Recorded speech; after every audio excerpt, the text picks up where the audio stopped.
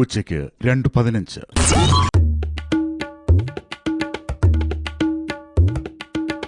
என்ன பூச்சா உன்னை பாக்குறதுக்கு കിടക്കവേ ഇല്ലേ? എന്റെ കണ്ണിൽ എന്താ കുരുവാണോ എന്നെ കാണാതിരിക്കാൻ? ഹേയ് ചെമ്പതോ, വെറുതെ ആ നായന്റെ മുകളിലെടുത്ത് ചൊറിയാൻ ചെല്ലണ്ട.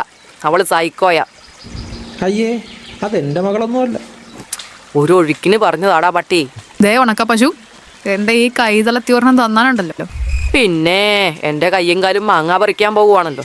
ദേ പെണ്ണെ, പുറംകാലിനൊരു തൊഴി തന്നാലുണ്ടല്ലോ. അല്ലേ ഓ, ഒന്ന് അടങ്ങാവാ രണ്ടുപേരും.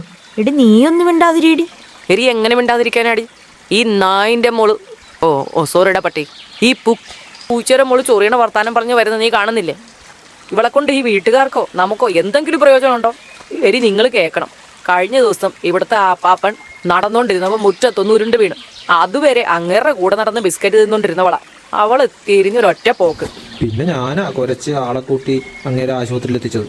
അതിനൊന്നും എന്നെ കിട്ടൂല.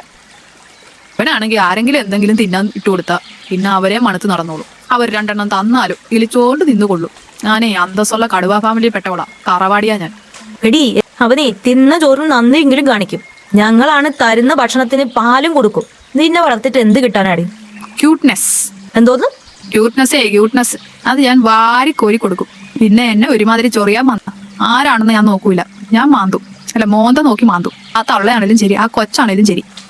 അമ്മുക്കുട്ടി, അമ്മുസേ, എവിടെയാ മോളെ നീ? ഹോർലിക്സ് കുടിക്കാനാണോ റീൽസ് ചെയ്യാനാണോ എന്നറിയില്ല. ഞാൻ ചെല്ലട്ടെ. പോട്ടെ ഗൈസ്. ഒരു പണിയെടുക്കാതെ വീട്ടുകാരെ മൂഞ്ചിച്ച് മുഖത്ത് എക്സ്പ്രഷനും വരുത്തി നടക്കുന്നവർക്ക് ഹോർലിക്സ്, താമസം വീടിന്റെ അകത്ത്, മടിയിലിരുത്തി ലാളിക്കാൻ ആളുകൾ, എന്തൊക്കെയല്ലേ? പാല് കൊടുത്ത് വരുമാനം ഉണ്ടാക്കുന്നവർക്ക് കിടക്കാൻ ചാണകത്തറയും കുടിക്കാൻ കാടി വെള്ളവും പിന്നെ ഒരു മുണഞ്ഞ തൊഴുത്തു.